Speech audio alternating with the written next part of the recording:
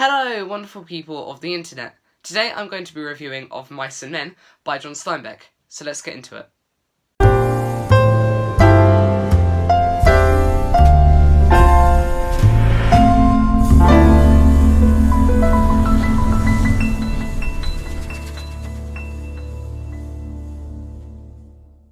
Okay, so before I begin, yes, that was a new intro that you just saw. It's not perfect, it's got the watermark in, I don't know which one it will appear on the video in your directions, but it has got the logo in the corner on the bottom for the website that I made it on, and it's not ideal, but I have to pay to get rid of that, and I don't exactly have loads of money to be shelling out on little things like that, so I have to make do. If you have any feedback on it, I'd love to hear it, just leave it in the comments down below. Okay, so as I said, I'm going to be reviewing Of Mice and Men by John Steinbeck. So Of Mice and Men is a novella that was written during the American Great Depression, which occurred after the booming 20s, the 1920s. And I think it happened because the banks ran out of money, because in the booming 20s, there have been a lot of investments, the banks have been investing, people have been investing, and stocks had risen and risen and risen, and it all came crumbling down in one day, and which is now known as Black Friday, or it's definitely a black weekday, and it's suddenly it's called the Wall Street crash. It just plummeted. People would have woken up a millionaire and then gone to bed with not a dime in their bank accounts, and it was devastating. And that meant a lot of people across America were left jobless or moneyless, and would do anything sort of to get a job. And that is what brings us to the setup of Mice and Men. So, Of Mice and Men is the story of George and Lenny. I don't believe they're given second names. And they are two migrant workers. Now, in case you didn't know, a migrant worker was someone who moved from a ranch, a farm, to another ranch once they'd worked up enough money and were either fired, done all their work for the season, or they decided to leave. So they'd move from place to place, have no real home or roof over their heads, just working and building up money. And George and Lenny are unique migrant workers because they've got each other. Now, most migrant workers didn't move around in twos. They would be alone and very independent and not make friends and things like that. But George and Lenny are different because they are always together. Now, George is very smart, very alert, he doesn't trust quickly, he can be a bit rude, but he's nice on the inside, but he's very, and I don't know, just not easy, not quick to trust people. Lenny, on the other hand, has some sort of mental handicap, and it's not given a name. I'm sure it's a real one, but that means that he is essentially a 4-year-old, but he's trapped in a grown man's body. And when I say a grown man, he is huge. Lenny is, in the book, described like a bear quite a lot, likened to a bear. And you can see where this would go wrong. If you've got a 4-year-old in this really strong adult body, then it's a recipe for disaster.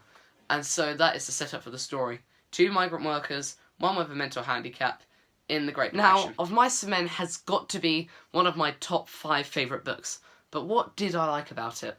Now, there are quite a lot of things, so I'll try and list the main things, and number 1 would be the writing style. Now, Stephen King, as you'll know if you've watched some of my previous videos, is my favourite author, and that is partially because of his writing style, which is astounding.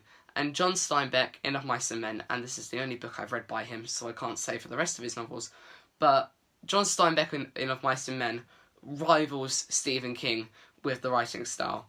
I thought it was beautiful, and if you look at the writing, it's very simple. The descriptions of characters and settings is very simple, but if you really look at it and the language that Steinbeck is using, you realise that he's telling you an awful lot about this place or this person without explaining it. It's excellent show, don't tell. They might, when describing a setting in the book, which is the bunkhouse where the men on this ranch sleep, you get a lot of little details that just hint at how it's the bare minimum given to these workers, how it's sort of setting the scene for the period, how they have nothing, which was really good, because it didn't take ages to describe, maybe a page to describe a setting, a paragraph to describe a person, and yet, when just taking a bit of a closer look at it, you got loads and loads of information just from good word choice, essentially. And moving on to the second point, John Steinbeck also wrote characters really well. The characters are one of my favourite things about this book. Now, I sort of have 4 favourite characters in the book, and they would be George and Lenny, the main characters, Crooks, who is the stable buck at this ranch, and Curly's wife, who is the wife of the boss of this ranch's son. And I like them all for different reasons, and that's great, and they're all so different and all so complex, Crooks and Curly's wife being a bit more complex than George and Lenny. Now, I just loved it, and I don't know, it's hard for me to put into words, but as I said before, the simplicity with which he wrote dialogue or character description was astonishing, considering how much you got out of it. Like, most of the characters and their personalities are either portrayed through dialogue or through actions. So, off the top of my head, there's a scene with Curly's wife, and she's talking, and she's playing with her fingernails, and the book doesn't say outright Curly's wife was nervous. Instead, Steinbeck just takes a sentence to focus on the fact that she's really fiddling with her fingers and her nails, and that shows you through her behaviour that she is nervous. And it's just those little details, those little bits of well written prose and character that really make this book for me. So point 1 and 2 are sort of linked. I love the writing style, and I love the way he wrote characters and the characters themselves. Now, I'm going to be getting into spoiler territory now, sort of talking about the story and things that I really liked inside of it. So if you don't want to be spoiled for this book, then I will leave a link. I won't leave a link in the description. I will put chapters on this video, separating each section of the video, so you can skip to the bits that I didn't like. Okay, so hopefully no one who hasn't read the book is here anymore. Hopefully you're gone. I've given you a second, so now we'll get into it. So, my third thing that I loved about this book was the story overall. I believe what Steinbeck used to write the story was something called a cyclical structure, which means that the book is one massive cycle. You start at one point and you come back to it at the end, and so it gives the book a sense of inevitability and dread, because this is, as much as historical fiction and a bit of a political work, it's also a thriller, and so it builds up a sense of dread as the story goes on, as you think you know where the story is going to go, and yet you're not certain. And, you know, as you get further and further along, you can see the cycle coming to a close, and you're thinking, please, please, please, don't go there. And then it does. So an example of that would be what happened to Lenny and George when they were in Weed, which is their previous ranch.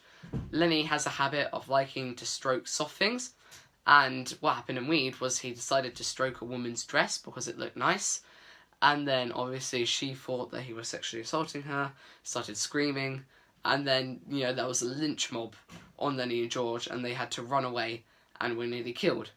And so when we get to this new ranch, with the knowledge that this has happened, you get Curly's wife come into the picture, and she too is an attractive woman who, you know, wears dresses, and you see it. You think, this is not good, because immediately you see the fact that you know Lenny's done this before, and here's a bait for the same thing to happen, and that's amazing. And you go through the book, and he gets sort of closer to Curly's wife, and you're thinking, no, don't go there, it's gonna go wrong. And then you sort of get to the climax of that tension that's been building between, you know, Lenny and Curly's wife, you know, the reader's tension anyway, the foreshadowing, when they are in this barn together, and they're just talking about how they're like touching soft things, and Lenny ends up touching her hair.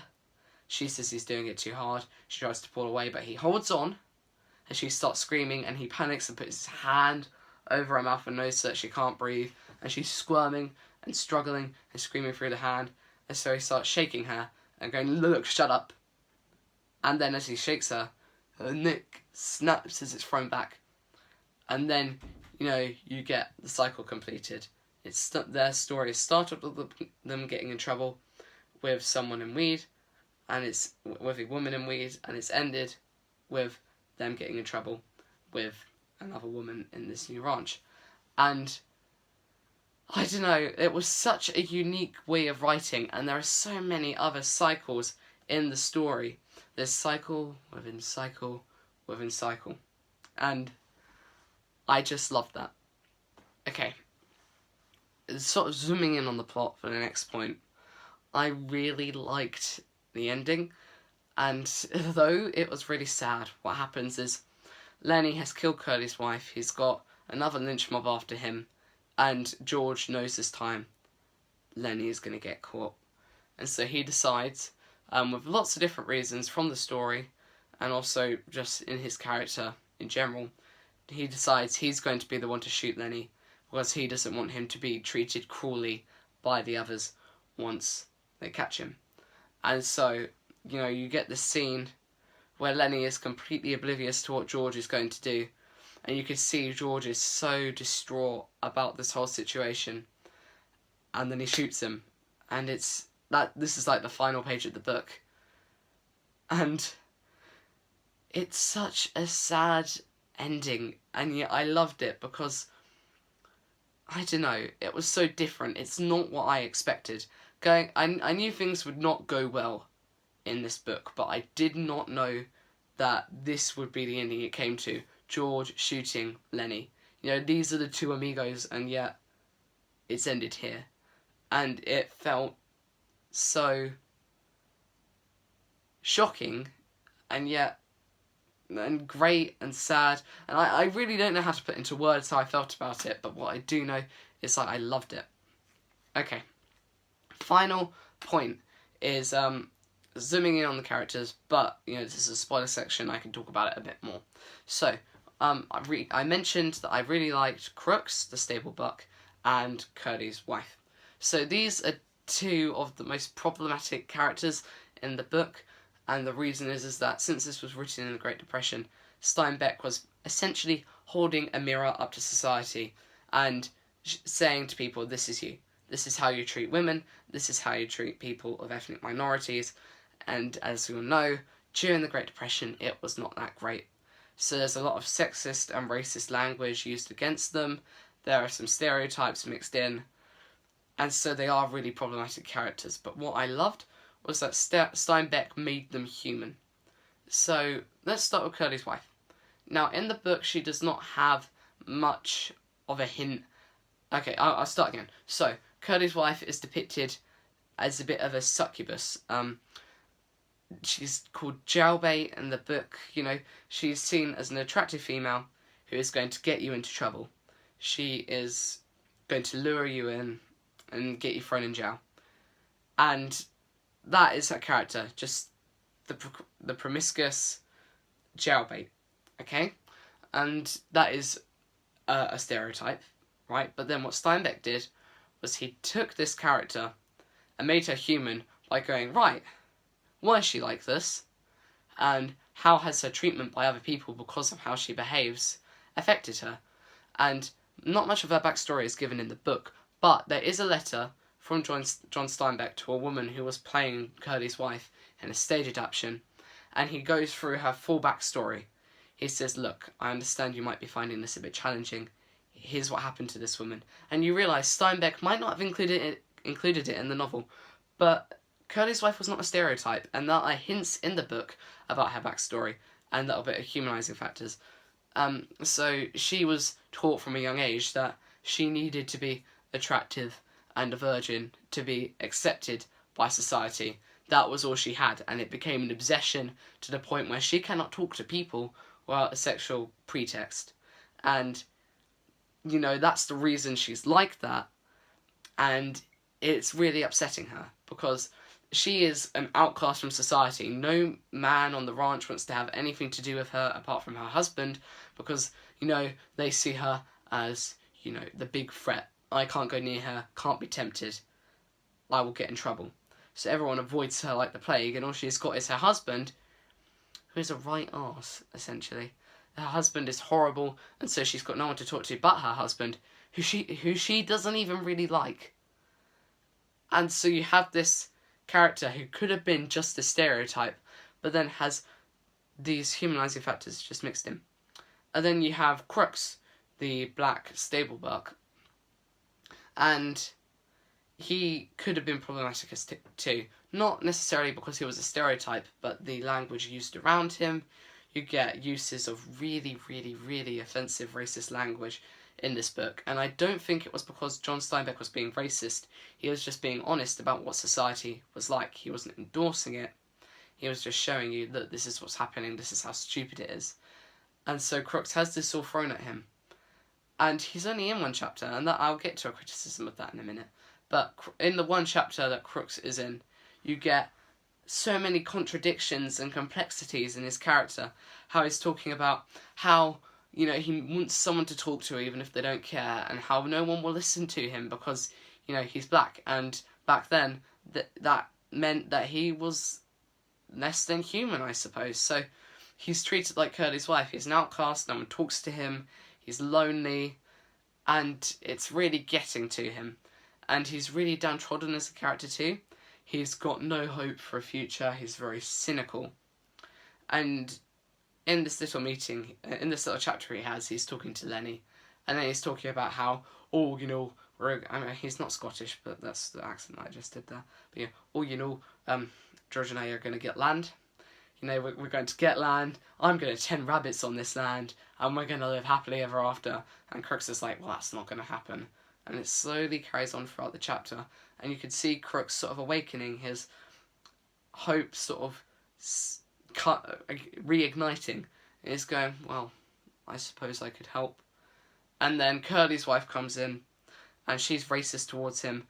And then at the end of the chapter, he's back to where he was. He's going, no, I don't want anything to do with it. You're crazy. You're not going to get that land.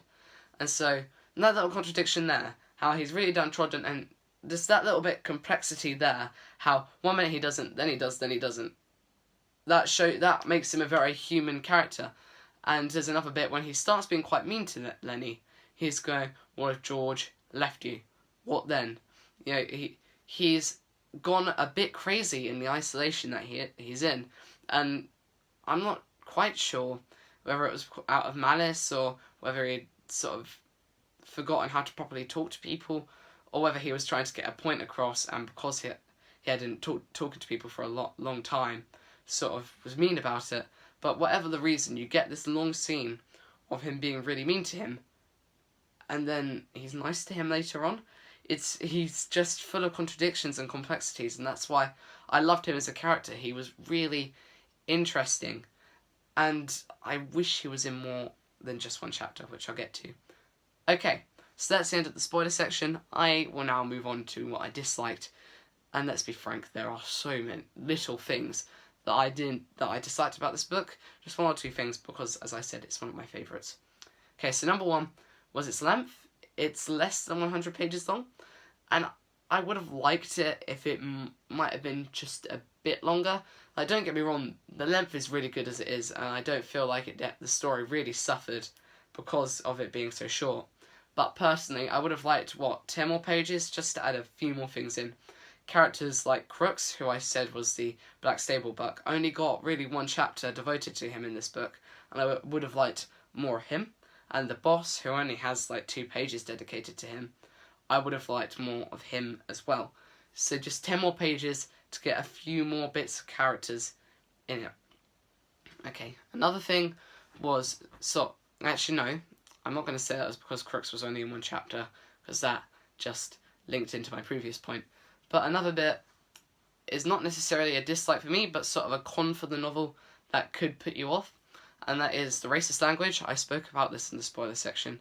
There's a lot of racist really, really offensive racist language in this, and some really misogynistic comments and sort of depictions of women well, woman, because there's only one girl in it, in the book, and that could be upsetting to some readers. So if that bothers you, sort of like when I was talking about Call of Cthulhu last review, if that bothers you, I wouldn't recommend reading this. But unlike with H.P. Lovecraft, I don't think John Steinbeck was being racist. I think he was just, as I said in the spoiler section, holding a mirror up to society and copying down what he saw. He wasn't making it up, he wasn't endorsing it, he was just putting onto paper what he saw in everyday life. And this is a political novel as well. So it was very much criticism of this as well. It was showing how wrong it is, because when put into perspective and seeing the sufferings of these outcasts and the way these people are treated, there's ageism in this as well. There's an old man, and he's mistreated as well. And ableism. Lenny is mistreated for his mental handicap. So you've got all these characters who are mistreated for anything ranging from their age, to their gender, to their race, to their mental ability. And it is problematic, but I don't think John Steinbeck was being rude about it. He was just being honest, as I said. But I think those are the only two criticisms that I have. This book is absolutely amazing. It's heartbreaking, it's really well written, and goes into the human nature a lot, I think. In just less than 100 pages, it explores so much about people, and I loved that as well. I should have included that in what I like, but I'll talk about that now. It really explores the human nature and what people were like back then and how people behaved, and I loved that as well. Now, before I end the video, I just want to talk about where the title came from. Now, the title is Of Mice and Men, and there are actually very few mice in this book. There are very few mice in this book, and it turns out that Of Mice and Men is actually a verse from a poem. I just got the poem up on my iPad. It was written by Robert Burns, who was a Scottish poet, and here is the verse that it's taken from. The best laid schemes o' mice and men gang after gley, and leave us naught but grief and pain for promised joy. And it's a bit difficult to understand. It's basically saying, the best laid plans of all, mice, men, the whole lot, often go wrong and leave nothing but unhappiness and pain, where the promise of happiness and joy were originally. And that really hints at what happens in the book, because George and Lenny have a dream in this book, and that I've spoken about this in the spoiler section. This dream is to get land of their own rabbits, and live off the fat of the land, as they say. And with that title, you can sort of see where the book is going to go. They've got this dream, but according to the poem, the best laid schemes of mice and men gang after a gley. And so I won't say anything more about that outside of the spoilers, but just to give you a little hint at what goes on in this story when Lenny and George come to this ranch. I'll leave that there. Okay, so that is the video. Before I close, I just have to say that I will not be able to post a video next Wednesday because I will be on holiday. So I'm sorry about that, but I can do this Sunday and I can do next Sunday on Halloween, so you've got those to look forward to. Okay, thank you so much for watching, and have a good one, y'all. Bye.